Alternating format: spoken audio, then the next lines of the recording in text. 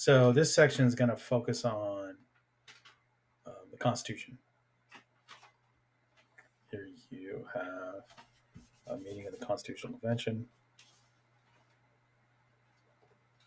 Let's see, can we recognize it? Anyone here in this visual?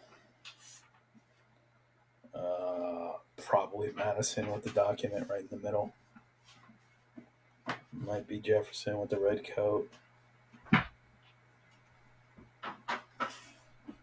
I don't know.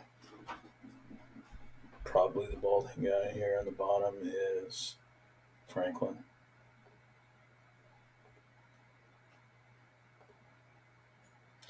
Big questions in this unit. How was compromise used to create the new Constitution? Well, it was an essential element because they looked at two different plans and came up with a third. What influenced the founding fathers in creating the new government?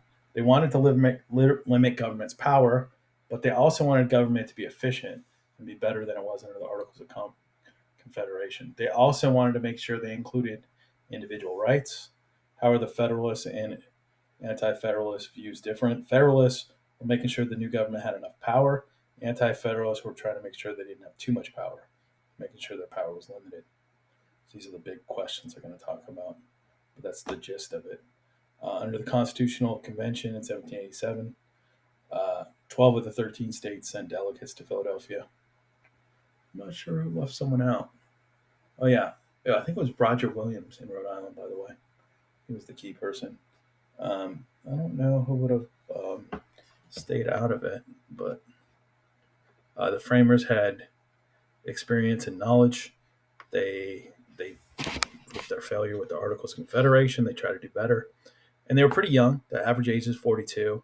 Half of them are in their 30s. Two become presidents. One becomes a vice president. They realized early that they cannot revise or fix the articles, so they decided to create a new federal government. This is, I think, the signing of the new Constitution. All right, let's go ahead and write in some notes. There should be a space right here, so I'm going to add it.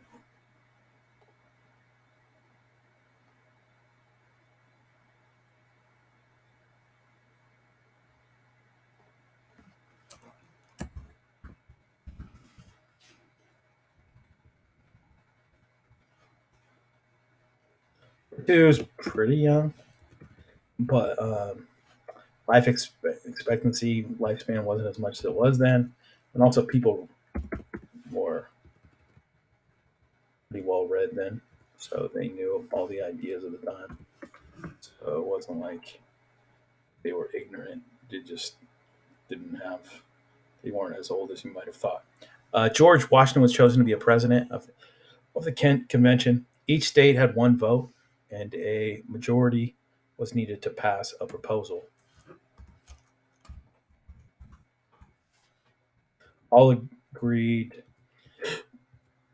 to a rule of secrecy so they could debate the ideas without feeling it would destroy them personally or politically. They wanted no press there. James Madison notes provide us with insight of the thoughts on these things. Madison, known as the father of the Constitution. This is Madison here on the right, Washington on the left. So, going into the Constitution, there was a few plans on organization. Virginia was one of the largest states at that time. I think maybe the largest. And they basically come up with a large state plan because they felt like under the articles, large states didn't have enough power. The first plan they presented had three branches: a legislative, executive, and judicial. They proposed a bicameral legislature um, with both branches based on population or the wealth of the state. Congress would choose a national executive and a national judiciary.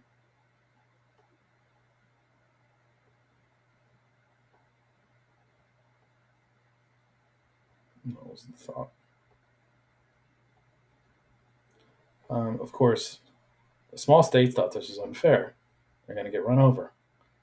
And so there was a competing plan known as the New Jersey Plan, which symbolized issues that were important to small states, mainly that they didn't get run over by the big states politically.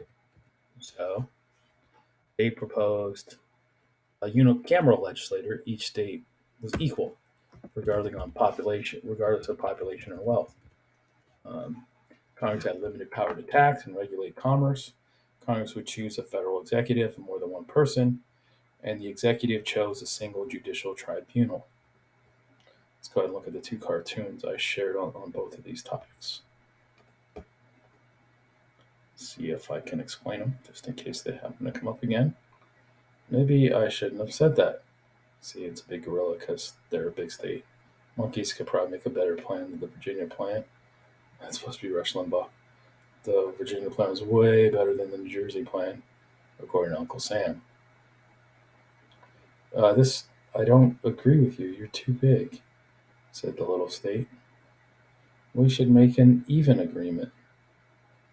I agree. We should both have two representatives, and be even in the Senate. So that's what ended up happening. So this is what it kind of looked like, those plans. The Virginia bicameral legislature, New Jersey unicameral representation based on population. More population, you get more representatives.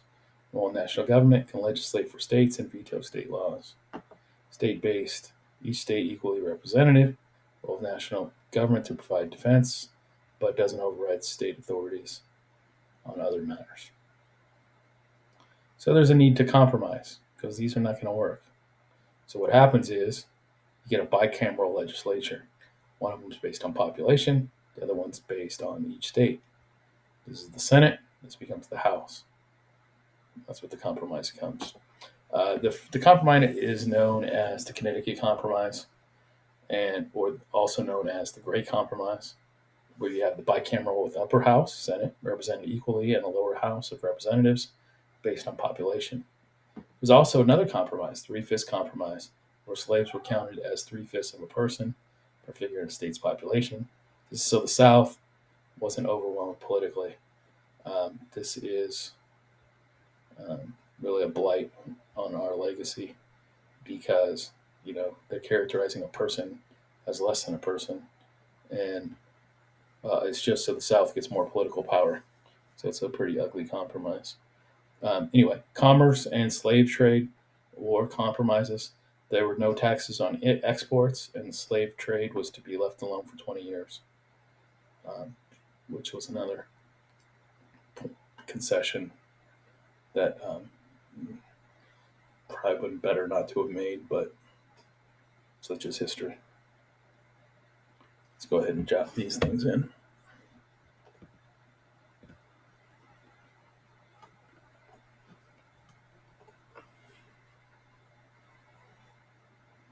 So we have Connecticut. When you're spelling Connecticut, do connect a cut. Spell it right. Used to always drop off that second of the three C's. All right, the Great Compromise. All right, because it's basically how we ended up organizing our system.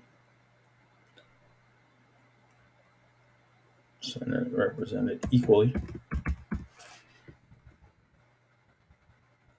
and based on population.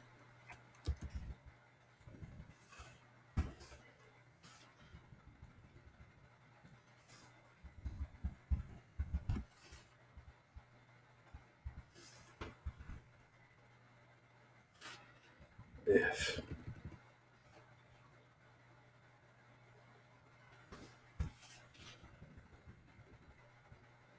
now you're all wrapped up in and talking about freedom, and you don't free your people, you have the chance when you get rid of the British.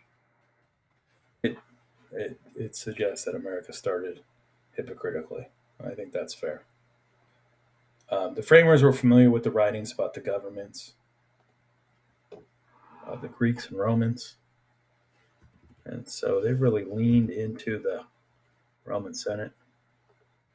But the democracy whether it's direct or indirect, were at the heart of American thinking. Um, they are also influenced by these Enlightenment thinkers, Montesquieu, Rousseau, and Locke. Onset experience in self government. Um, talk about the visuals. I'm not sure who this one is. This might be Cicero, but that's definitely John Locke on the bottom right. And the younger guy is Aristotle. The older guy is Plato. That's from Raphael's School of Athens. It's a famous artwork.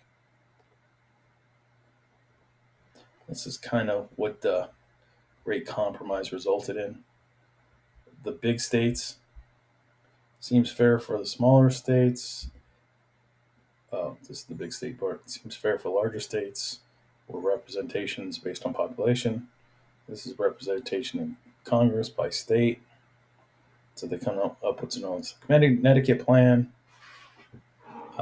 where the U.S. Senate is seen as the bow ties. Let's see. Let's open that up fully. Why is it the bow ties? Because they get these 6 years terms and it's indirect. They're picked by the state legislature, so it's kind of political. And they're totally separated from the masses of the people because they don't really go through election. But they're supposed to be wise and like insulated from popular opinion, which I don't think we eventually decided that was a bad thing, but that took a while. It wasn't until the 20th century where a Senate started being elected directly by the citizens. Anyway, the House of Representatives, considered like the Mad Dogs, is based on state population and census, and you get direct election, and it's picked by the people each spot, and they're 2 year terms. So if they don't represent the people, they're going to be out in a hurry. It tends to be fueled by passion, hence the Mad Dog reference. There's Montesquieu, Locke, Rousseau. Montesquieu was about separation of powers, executive, legislative, and judicial. These are the key Enlightenment political thinkers. John Locke was about social contracts, right to life, health, liberty, and possessions, which was basically property. Though health is kind of ends up getting subsumed to Jean Jacques Rousseau, equality of man and sovereignty in the people, kind of overlooked when considering the slavery issue. Let's go ahead and jot in the ideas here.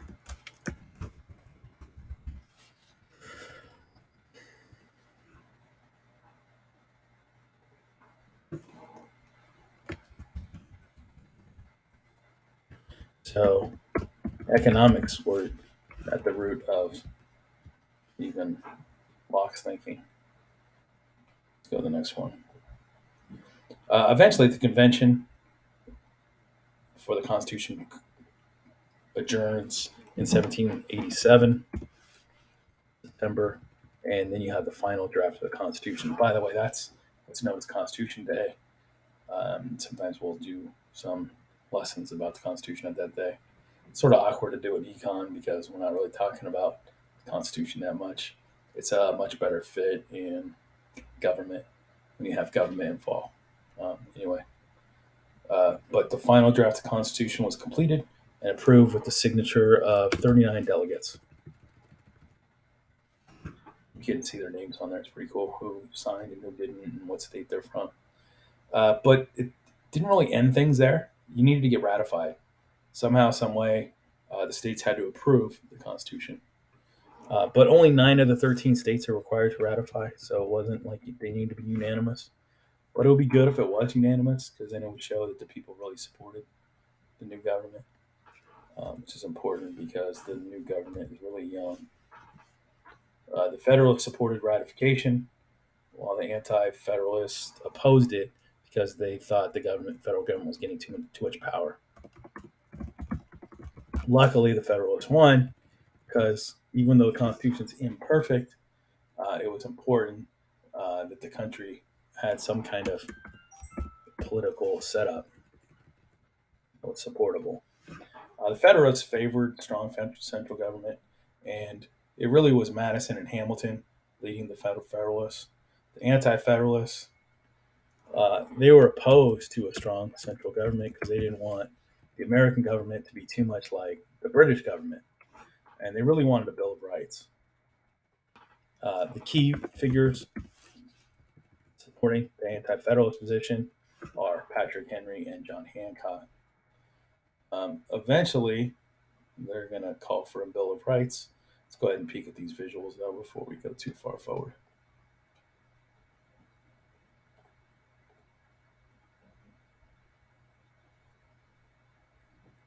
It's Constitutional Convention. See all the flags. We've seen that one before. That's definitely Ben Franklin here at the bottom. Same here.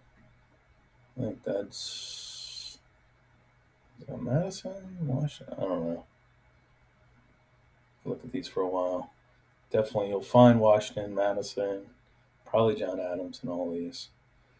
This is a famous political cartoon that says we need all these states to approve, um, and then we can keep the big states from dominating. There is no Declaration of Rights, so George Mason says we really need a Declaration of Rights. This is probably some of the people mentioned, Patrick Henry or John Hancock. And so George Mason really leads the call for the Bill of Rights, a listing of specific rights where the individual will be protected and really prevent mob rule. How are they split? You see the ones in peach. Those were the federal majority approved ratification. In blue is where they opposed ratification. Red, they were evenly divided. But eventually the majority ratified. By June 21st, they had 29 states ratified. So, like, what, 9 months later? But they waited for Virginia and New York to ratify too, because once you got 11 out of 13, it looked like it was only a matter of time before all would ratify. All right, let's go ahead and pause there and write into the notes. Here you have Washington, Jefferson, Madison, all presidents first, third and fourth president, author of the Constitution, leader of the original army, author of the Declaration of Independence. So these are important. In Virginia, Madison and Washington convinced Jefferson because they added, promised we're going to add a Bill of Rights. In New York, essays called the Federalist Papers. So really, once they promised for the Bill of Rights, the concern from the anti-federalists lessened, and that really opened the door to ratification. Madison, Hamilton, and Jay helped secure the vote by writing what's known as the Federalist Papers. Madison really wrote about the government setup, Hamilton about the economics, and Jay about the judiciary. Jay was the first Supreme Court justice. Hamilton was the first Secretary of Treasury under Washington. So that was their position. Let's go ahead and write in these notes. So what do we got?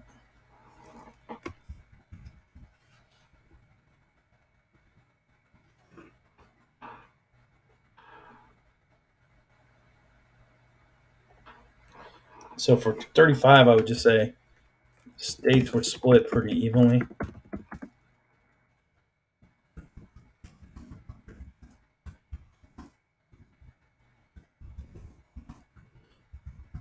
Until Bill of Rights was promised.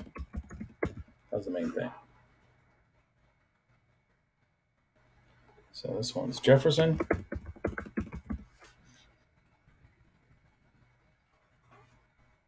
This is the Federalist Papers.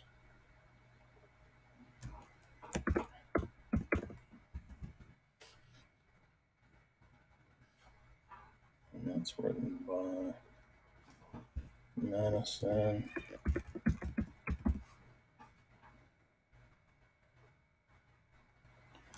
Hamilton, and Jay.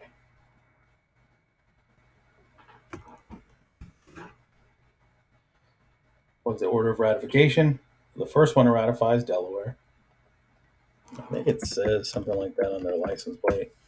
Next is Pennsylvania, then Jersey, then Georgia, then Connecticut, then Massachusetts. Then there's a little bit of a lag. And then Maryland, South Carolina, New Hampshire, Virginia, and New York and North Carolina. Last couple. Rhode Island was the last.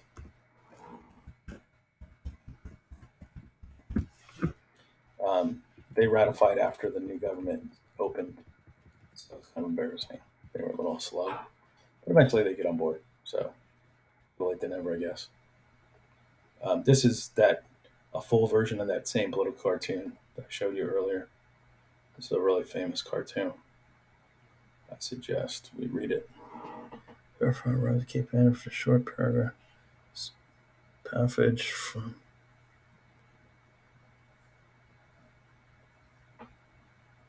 Oh, the pillars of the federal government are each state. United they stand, divided they fall.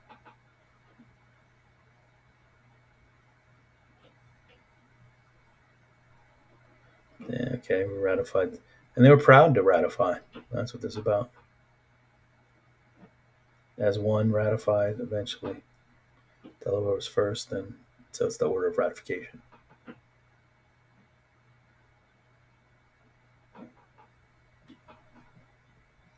See how the language is really unique in Federalist times. Once 11 of the 13 states ratified, dates and procedures for the new government are set. New York City became the first temporary capital of the new government. Here you have Washington. They vote for president. There was talk about making Washington king. He didn't want that, so it didn't happen. Thankfully, um, Washington didn't have too much ego. But they vote for president. Electors held in January, and they're counted by April. George Washington was the unanimous choice of president, and John Adams became vice president because he had the second most votes. Washington was sworn in April 30th, 1789, and the new government began.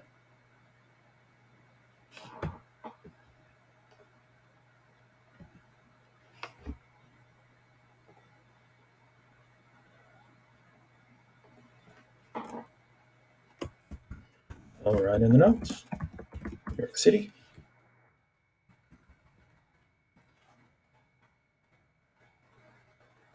And it was celebration time. Temporary capital. No. Get rid of that one.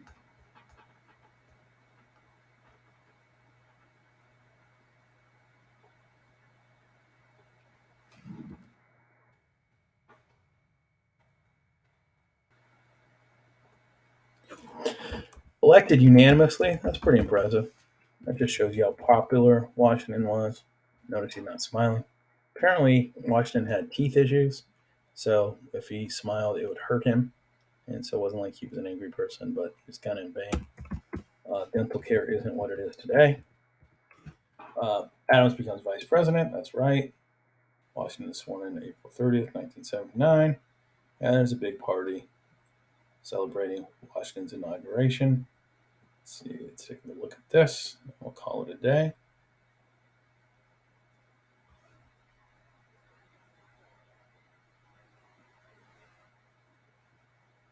Inauguration of